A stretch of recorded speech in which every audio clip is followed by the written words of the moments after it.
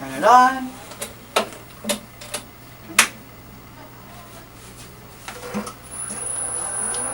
Now it's mixing. Big augers living inside there that will churn all the reclaimed clay, doing what the kids would normally have to do out in the classroom. Once it's all mixed, which it is, I will turn it on to vacuum.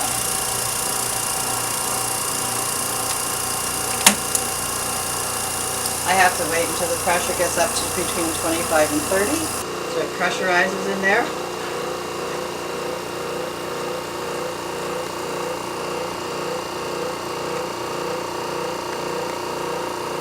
Bigger batches take a little while.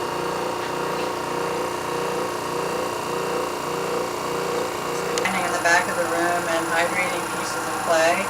Now they still will hydrate small pieces of clay, but having to take a lot of clay to rehydrate for a new project, they don't have to do that anymore. So what they do now is they will give me their old clay and I put it right into the hopper of the pugger and keep adding as they get old clay, and I can keep giving them new clay. And so they're not having to hydrate large amounts of clay. They get to hydrate just small amounts, like to make a coil. Let's say they made a coil, it got dry or they messed it up, they can come back and in a few minutes they can rehydrate that. But if they have 2 pounds of clay that they need to hydrate for a project, that takes several periods. So as you see, I probably have 2, 4, 6, 8, 10, 12, 14, 16, 18. I'm going to end up with over 20 pounds of clay. So what's coming out is perfectly ready to use clay. There's no air in it. I can hand it to the students. They're going to be able to use it right away. So they're not spending time taking their dry clay and hydrating it in a reclaim bin. I put it at about 1.5 pound blocks for them to work with. It's manageable that way. They can cut it into pieces.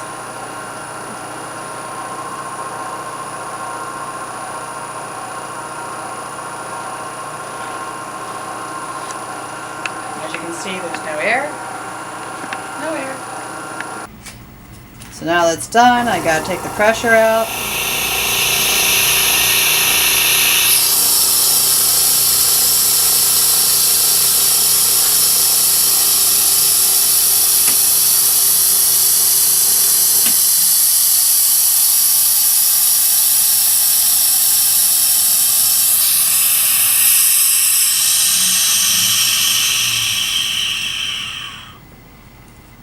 So once the pressure is done, I can make sure there's no clay in there, so that means it's a nice clean pug.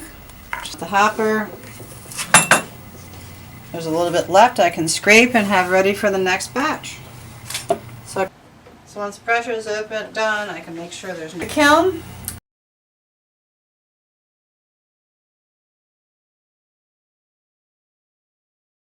Last semester, Keely Blewett and I would look at those diagnostics and see how the kiln is running. Right now, it's kind of boring because it's running so efficiently, but when there's problems that are going to be coming along, I can take and overlay those older diagnostics where things are running smoothly to ones where it's not running as smoothly and figure out exactly what's wrong with it. I was trying to think of a way to show how students don't get to use this equipment directly, like hands-on, but how they benefit from it, and I was coming up with an analogy. And my analogy is you're standing at the deli and you want 2 pounds of shaved turkey. Ham. You want 2 pounds of shaved ham.